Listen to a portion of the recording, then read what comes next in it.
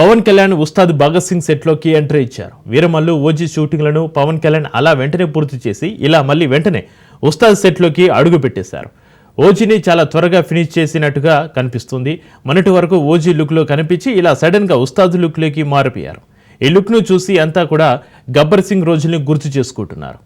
పవన్ కళ్యాణ్ మే, June మొత్తాన్ని షూటింగ్లకి కేటాయించినట్టుగా కనిపిస్తుంది. ఈ 2 నెలలు పూర్తిగా తన కమిట్మెంట్ల కోసమే కేటాయించినట్టు తెలుస్తుంది. ఇక ఎన్నో ఏళ్ల నుంచి సెట్స్ మీద ఉన్న సినిమాల్ని పూర్తి చేసేందుకు పవన్ కళ్యాణ్ నడుం బిగించారు. అందుకే హరిహర వీరమల్లు షూటింగ్ను ముందుగా ఫినిష్ చేశారు. ఆ తర్వాత కొన్ని వారాల పాటు ఓజీ సెట్లో పవన్ కళ్యాణ్ సందడి చేశారు. ఓజీ లుక్స్తో పవన్ కళ్యాణ్ సోషల్ మీడియాను షేక్ చేశారు. ఇక సడన్గా ఓజీ లుక్ నుంచి ఇలా ఉస్తాద్ భగత్ సింగ్ లోకి మారిపోయాడు పవన్ కళ్యాణ్. ఉస్తాద్ సెట్లోకి పవన్ కళ్యాణ్ ఎంట్రీ ఇచ్చారు.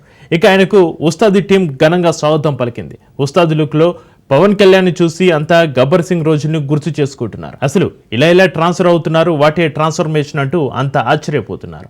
త్వరలోనే ఉస్తాద్ షూట్ను ప్రారంభిస్తానని మే నెలలోనే హరీష్ శంకర్ ట్వీట్ చేసిన సంగతి తెలిసిందే.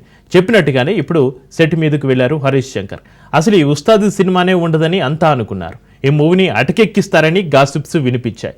మైత్రి మూవీస్కి హరీష్ శంకర్ ఒక సినిమా చేయాల్సి ఉంది. పవన్ కళ్యాణ్ కూడా మైత్రికి ఓ కమిట్మెంట్ బాకీ ఉండిపోయారు. అలా హరీష్ శంకర్ పవన్ కళ్యాణ్తో మైత్రి ఓ ప్రాజెక్ట్ స్టార్ట్ చేసింది. అప్పుడు హరీష్ తన సొంత కథను అనుకున్నారు. ఆ తర్వాత దళపతి తేరి రీమేక్ అన్నారు.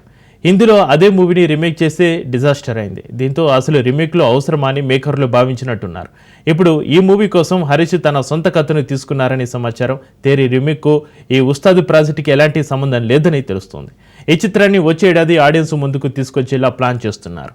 ఈ ఏడాదిలో ఆల్రెడీ వీరమల్లు ఓజీ థియేటర్లోకి రానున్న సంగతి తెలిసిందే.